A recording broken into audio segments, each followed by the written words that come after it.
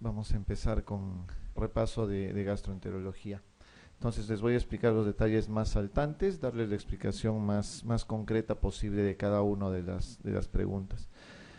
La mayoría de casos, ya saben, en los exámenes suelen ser muchas veces casos clínicos. Tenemos acá una mujer de 52 años que consulta por presentar desde hace varios meses dificultad para tragar tanto líquidos como sólidos, ¿no? Regurgitaciones y de comida sin digerir.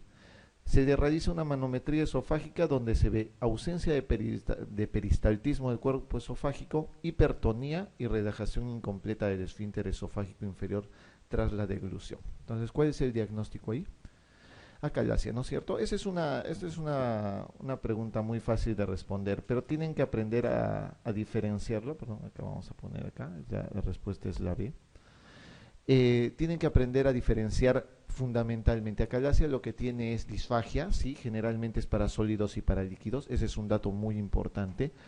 No olviden que el diagnóstico acá lo da este detalle, el de la manometría esofágica. El diagnóstico de elección, entonces, ya saben, en una acalasia es manometría esofágica. Y está dado principalmente por esto, ¿no? Ausencia de peristaltismo en el cuerpo esofágico, hipertonía y relajación incompleta del esfínter esofágico inferior. Esa es la definición de acalasia. ¿Cómo lo diferenciamos con un espasmo esofágico difuso? El espasmo esofágico difuso, para empezar, no tiene hipertonía del esfínter esofágico inferior, sino es normotónico, ¿ya? El espasmo esofágico difuso es normotónico y la esclerodermia es hipotónico. Son las tres cosas que hay que diferenciar en trastornos motores esofágicos. Okay. Pregunta 2. ¿Qué actuación posee la menor utilidad en el tratamiento de la acalasia de esófago? ¿Cuál les parece ahí? La que tiene menor utilidad. Con argón, ¿no es cierto?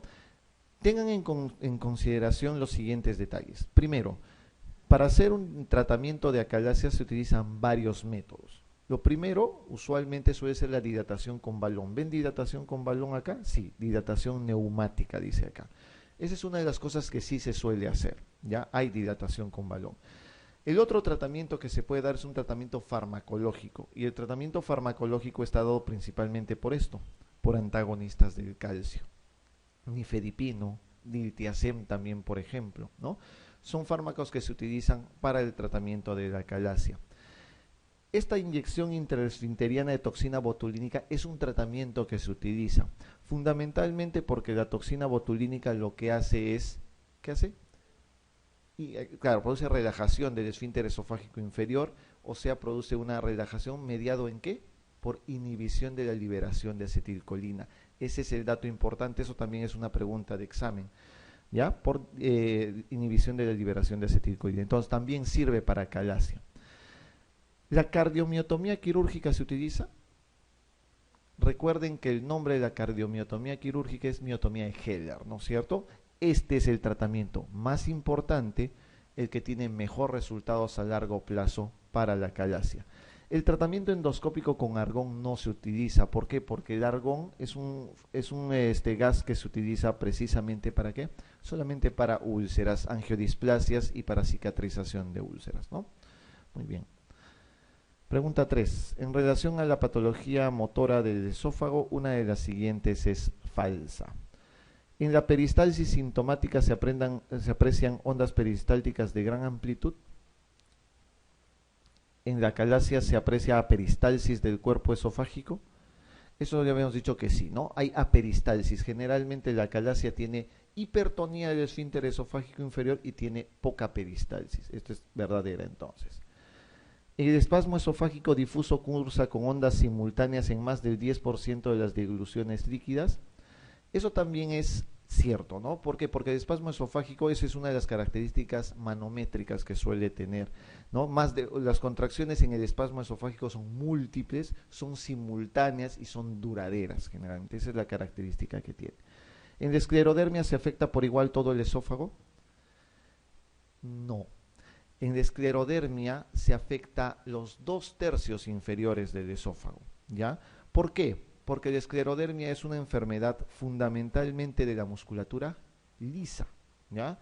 Y recuerden que el esófago tiene dos tipos de músculo, ¿no es cierto? Una musculatura estriada, que es el tercio superior, una musculatura lisa, que es el tercio inferior, y una musculatura mixta, lisa y estriada en el tercio medio.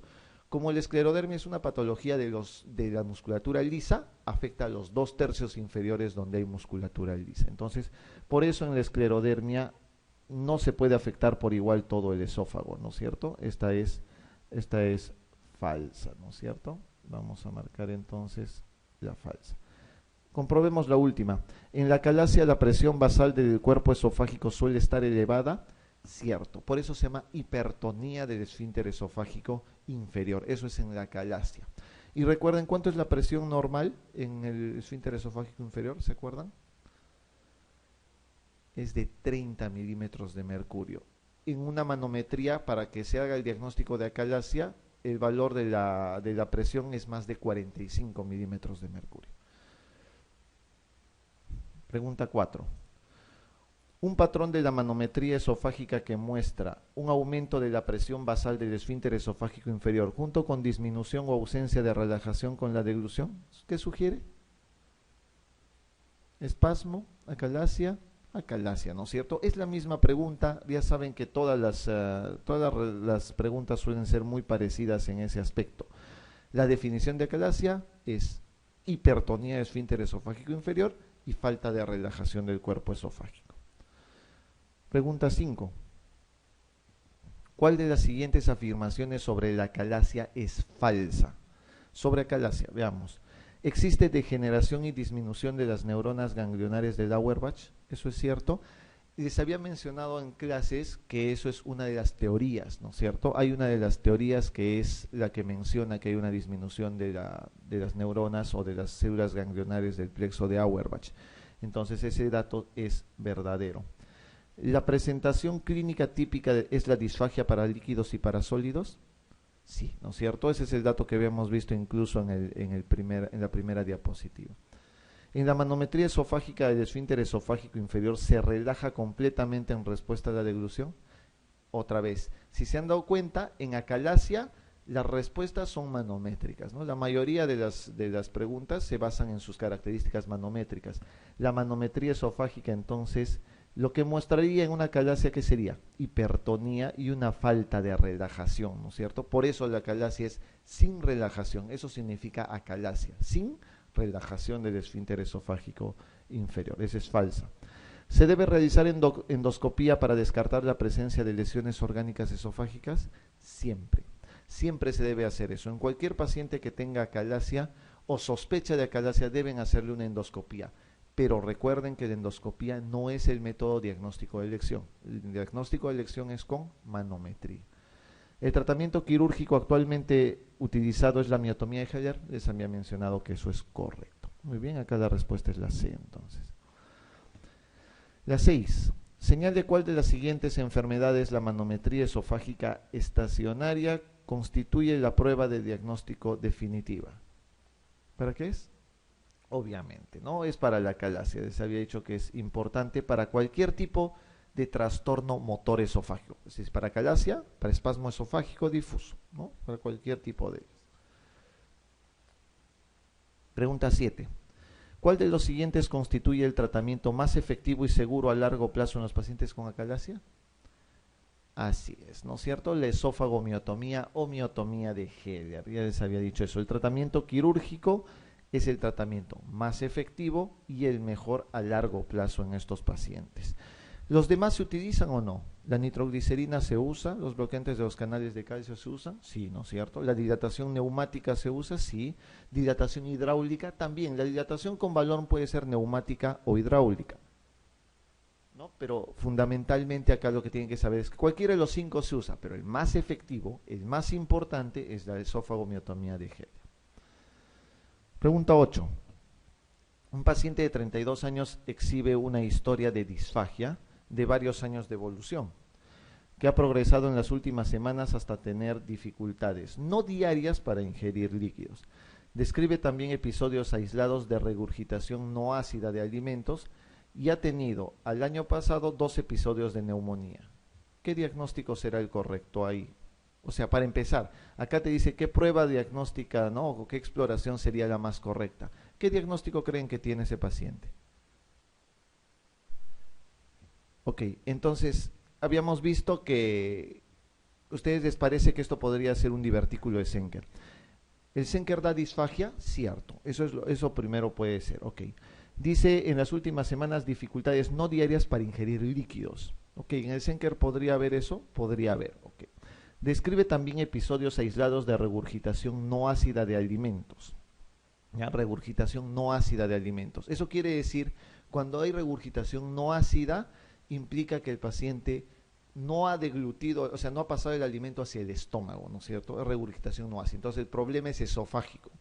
¿Puede ser un Senker? Sí puede ser un Senker. ¿Puede ser también una calasia o no? También podría ser una calasia hasta ahí, ok. Y ha presentado 2 episodios de neumonía. Okay. Si ha presentado 2 episodios de neumonía, ¿qué es? ¿O es Senker o es acalasia? ¿O puede ser ambos?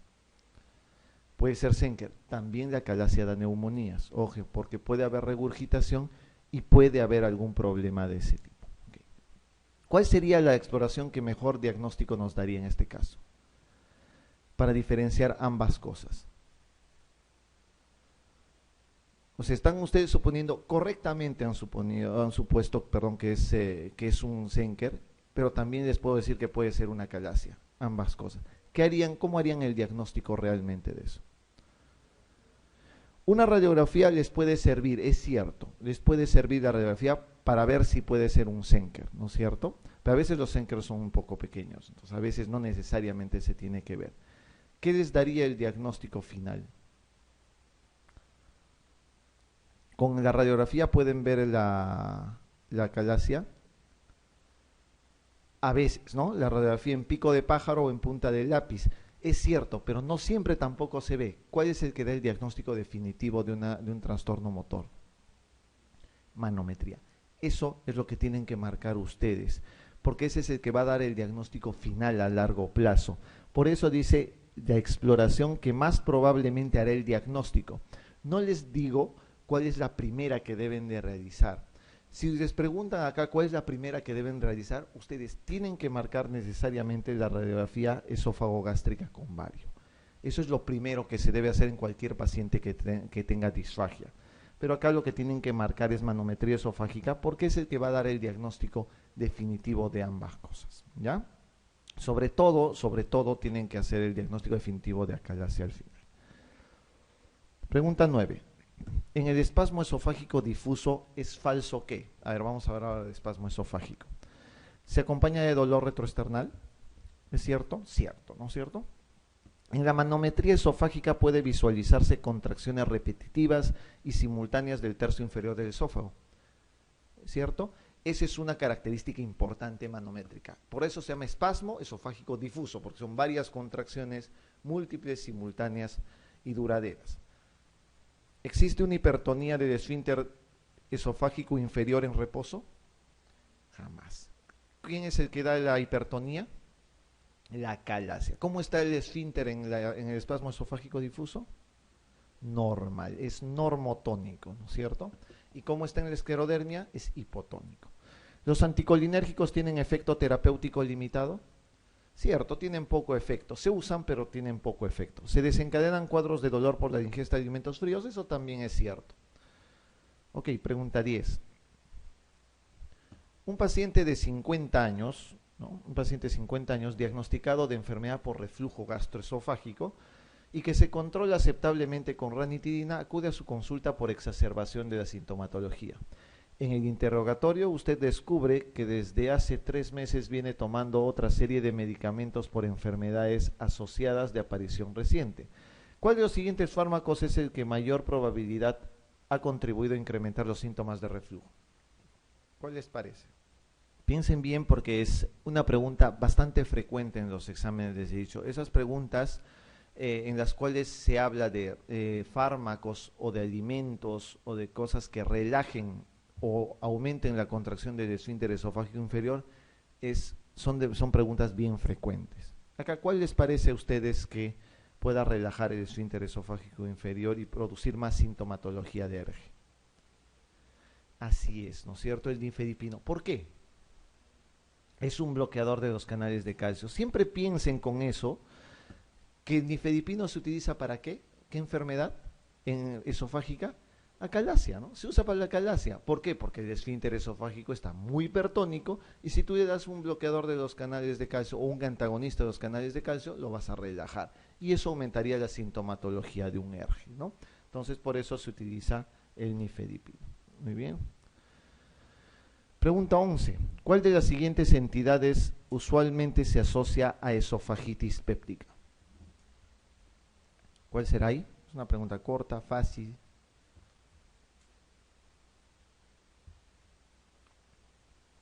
¿Cuál será? ¿Cuál se asocia a esofagitis péptica? ¿Gastritis? ¿Sí? ¿Les parece, doctora? ¿Úlcera gástrica? ¿Alguien más? ¿Hernia? Doctores, recuerden, enfermedad por reflujo gastroesofágica, usualmente una complicación es la esofagitis, ¿no es cierto? Para que haya esofagitis tiene que haber una alteración en el esfínter esofágico inferior. Eso es lo que tienen que pensar ustedes. Es decir, que el esfínter esofágico inferior no es competente como debe ser. ¿Las varices pasa eso? No, las varices es un problema de cirrosis, no hay. ¿En la úlcera gástrica pasa eso? Pues no, no tiene que haber, es un problema gástrico. La hernia hiatal, claro, la hernia del hiato les he dicho, la hernia del hiato esofágico les he dicho que es una incompetencia en la aplicatura diafragmática. Por eso es que el estómago se sube por encima de la aplicatura diafragmática y el esfínter esofágico se vuelve incompetente. Si hay incompetencia, habrá reflujo y si hay reflujo habrá obviamente una esofagitis péptica, entonces se asocia a hernia de hiato. Una gastritis crónica, una duodenitis crónica no son respuestas para esto. Pregunta 12. Está indicado erradicar el Helicobacter pylori en todas las siguientes situaciones excepto. A ver.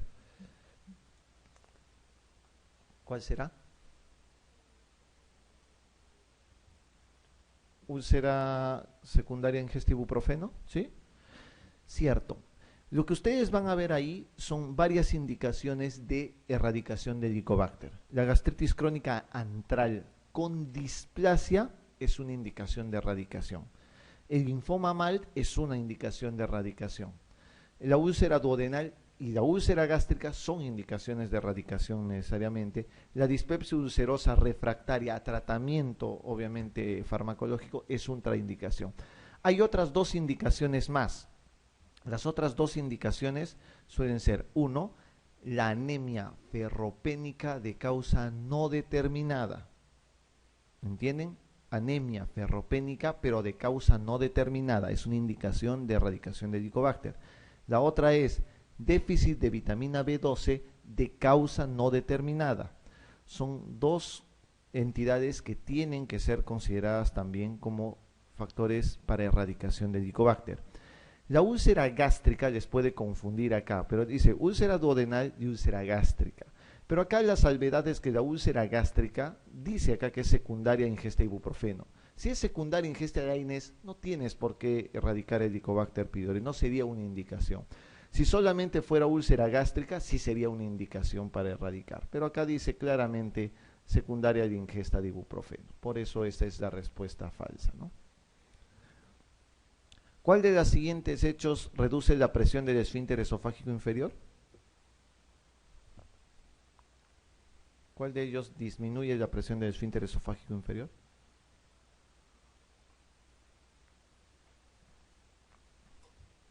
Doctora, al fondo.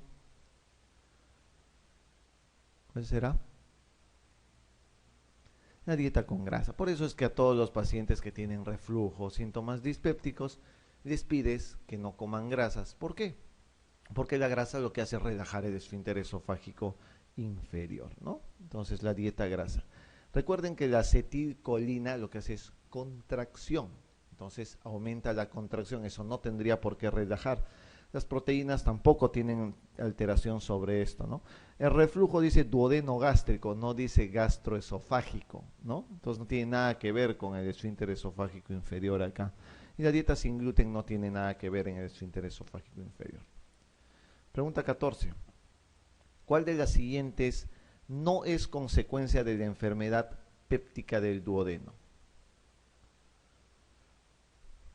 ¿Cuál será? No es, dice, ¿cuál no se asocia a enfermedad péptica del duodeno? ¿Obstrucción? ¿Sí? ¿Sí? ¿Usted, doctor? ¿Aparición de cáncer? ¿Aparece cáncer en las úlceras duodenales?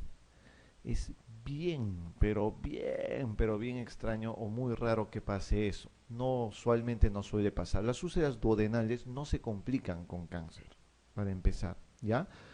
Las cuatro complicaciones que tiene la úlcera, son las cuatro que ustedes ven debajo de la falsa. Dolor y hemorragia. Hemorragia digestiva es lo más frecuente. Hay perforación, hay penetración. Recuerden que la perforación es hacia la cara anterior o la cara libre y la penetración es hacia la cara posterior o a un órgano adjunto, adyacente a este. Y la obstrucción son las cuatro complicaciones que hay. Entonces, la aparición de cáncer en una úlcera duodenal no es algo que sea una complicación realmente, ¿no? Pregunta 15. Un varón de 42 años obeso reciente, no fumador, con asma desde hace un año, que empeora después de las comidas y se despierta por las noches con tos irritativa. Sigue tratamiento con broncodilatadores y prednisona. ¿Cuál es la mejor prueba diagnóstica para aclarar el cuadro? ¿Cuál sería? Una pH-metría, ¿no? Recuerden ustedes que este cuadro es de un paciente obeso, 42 años, es fumador no fumador en este caso, pero que sigue tratamiento por un asma aparentemente refractaria y tos irritativa. A eso es a lo que nosotros le llamamos manifestaciones extraintestinales del reflujo gastroesofágico, ¿no? Les había dicho que era la tos continua, persistente, obviamente descartando TB. Otra cosa es la laringitis crónica, otra es esta precisamente la sensación de asma que tienen, ¿no? Que nunca mejora con broncodilatadores, curiosamente, ¿no? Y son pacientes obesos, que es un factor de riesgo para enfermedad por reflujo. Entonces, todo esto es una consecuencia de un reflujo gastroesofágico, una manifestación extraesofágica. El diagnóstico de elección, ya les he dicho, endoscopía, no. Radiografía, no. El diagnóstico de elección, gold estándar para un reflujo gastroesofágico es la pH-metría de 24 horas, ¿no? Este de acá. pH de 24 horas. Pregunta 16. En un enfermo diagnosticado hace 8 años de hernia hiatal y esofagitis con esófago de Barrett, mantenido hasta el momento con tratamiento médico, se detecta en la última exploración displasia severa. ¿Cuál es la conducta a seguir? A ver, es un paciente que tiene esofagitis, tiene esófago de Barrett y ya le han hecho la biopsia final y ya han encontrado displasia. ¿Qué es lo que hacen con este paciente? ¿Qué harían? Dice, reforzar el tratamiento médico aumentando la dosis de omeprazol. ¿Eso mejoraría la displasia? De ninguna manera, ¿no? Repiten el estudio histológico y citológico. No tendría sentido. Se supone que los que leen son patólogos expertos ahí. Nutrición parenteral, omeprazol endovenoso y alcalinos por vía oral. Nada que ver, ¿no? ¿Por qué tendrías que suspenderle la vía oral? Reparación quirúrgica de la hernia y esófago fundoplastía. Eso podría ser, ¿no? Eso podría ser. Les voy a decir en un momento por qué. Pero tengan en consideración que el paciente tiene displasia severa. Y el considerar displasia severa ya se debe considerar básicamente como una neoplasia en este caso, ¿ya? Si fuese una displasia leve o moderada, se podría hacer la reparación quirúrgica de la hernia con la fundoplastía o la funduplicatura de Nissen. Pero en este caso ya tenemos una displasia severa. La displasia severa es un paso al cáncer en este caso, por lo cual ya se hace una resección esofágica con reconstrucción. Ya se trata prácticamente como si fuese un cáncer. Pregunta 17. Señale la afirmación falsa respecto al síndrome de Mallory-Weiss. El diagnóstico se hace... Para empezar, ¿qué es un Mallory-Weiss? ¿Recuerda? Es un desgarro de la mucosa gastroesofágica, ¿no? ¿Producida por qué? Por vómitos, hiperemesis gravídica, pacientes con anorexia, alcohólicos que vomitan frecuentemente. ¿El diagnóstico se hace mediante endoscopía? ¿Sí? Claro, si no, ¿cómo lo verían? ¿No es cierto? No hay otra forma de ver el desgarro. ¿El estudio radiológico ayuda poco al diagnóstico en general? Cierto, pues no ayuda casi para nada, diría yo.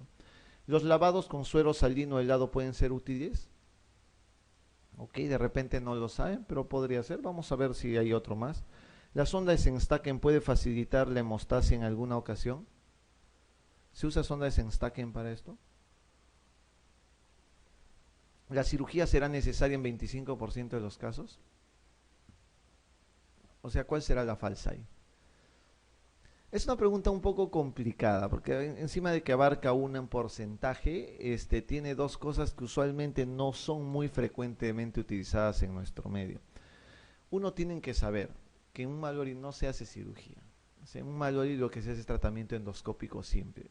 Le pones un clip endoscópico y se acabó, o lo quemas y se acabó.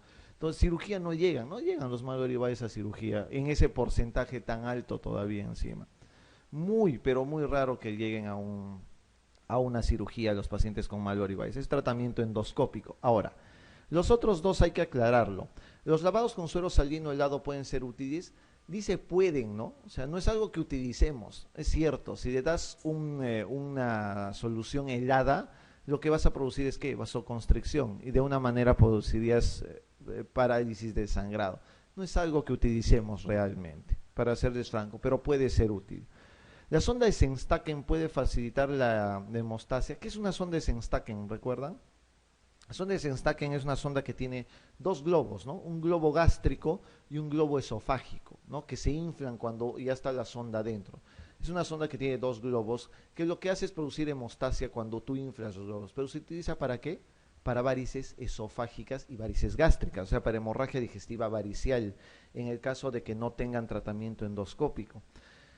¿Podría ser útil en un Mallory Weiss? Dice, podría ser útil, ¿no? En algunos de los casos. Lamentablemente esa es la tingencia. O sea, podría. De repente por ahí se ha descrito algún caso de que alguien ha parado, pero podría, ¿no? O sea, no quiere decir que se utilice siempre. Acá nunca utilizamos una sonda de Sengstaken.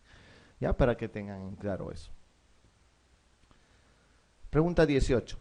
La presentación brusca de disfagia, dolor torácico, tos paroxística e hipersalivación tras la ingesta en un anciano, ¿qué sugiere? ¿Impactación? Cierto. Acá tienen que tener en cuenta eso. Si dice presentación brusca de disfagia, o sea, no es una disfagia progresiva, ya es una disfagia brusca. Con dolor torácico y tos y hipersalivación, siempre tienen que pensar que este abuelito lo que ha hecho tiene una obstrucción por un cuerpo extraño, una obstrucción esofágica. Eso siempre deben de pensarlo así. Es una impactación esofágica. Pregunta 19. Señale cuál sería de las siguientes la primera opción diagnóstica a considerar en un paciente que presenta durante la ingesta disfagia severa o afagia y que mejora con la regurgitación espontánea o provocada de alimentos ingeridos. Primera opción diagnóstica, a ver, durante la ingesta hay disfagia severa, o afagia, ¿no? Que mejora con la regurgitación de los alimentos ingeridos. ¿Cuál será? Un tumor de orofaringe, de hipofaringe, un divertículo, una esclerosis lateral amiotrófica, un laringocele. Sí, porque es el único gastrointestinal que hay ahí, ¿no es cierto? Los demás son neumológicos o son tumorales. Un tumor de orofaringe o de hipofaringe no les suele aliviar porque para empezar son tumores muy altos, ¿no? Entonces puede haber disfagia, sí, pero una disfagia severa, pero no mejoraría con la regurgitación, no tiene por qué mejorar. La regurgitación lo que hace es mejorar precisamente el acúmulo de comida dentro del divertículo, ¿no? Entonces eso es lo que les va a dar, digamos, la diferencia con respecto a la otra. En la esclerosis lateral amiotrófica puede haber disfagia, sí, pero tampoco tendría por qué mejorar con la regurgitación. Igual pasa en el laringocele, ¿no? Que entonces la respuesta es un divertículo faringoesofágico o un divertículo de Zenker, ¿no es cierto? El divertículo de Zenker. Pregunta 20. En el informe realizado por el gastroenterólogo sobre uno de los pacientes se lee que hay estigmas recientes de sangrado con vaso visible no sangrante. ¿Qué Forres es? ¿Es un Forres 2, A, B o C? Es un Forres 2A. Recuerden lo siguiente, el Forres se clasifica en tres tipos, ¿no? 1, 2 y 3. El 1 es sangrado activo. El 2 es signos de sangrado reciente y el 3 es cicatriz. ¿De acuerdo? Así es. 1 es sangrado activo, 2 signos de sangrado reciente y el 3 es cicatriz. El 1, el sangrado activo puede ser de dos tipos. El 1A es el sangrado a chorro y el 1B es el sangrado en napa o en capa o si quieren ustedes resumante, pero es sangrado activo. El 2 quiere decir que ha sangrado, pero que no está sangrando en ese momento, por eso se llama signos de sangrado reciente. El 2A es el que ustedes ven en la pantalla, ese es el vaso visible. El 2B es el coágulo adherido, ¿ya? El coágulo adherido. Y el 2C es la fibrina sucia o la mácula oscura, ¿no? Ese es el 2C. Y el 3 obviamente es una cicatriz con fibrina blanca, que ya está en cicatrización. No se olviden, Forres, es bien importante. Pregunta 21.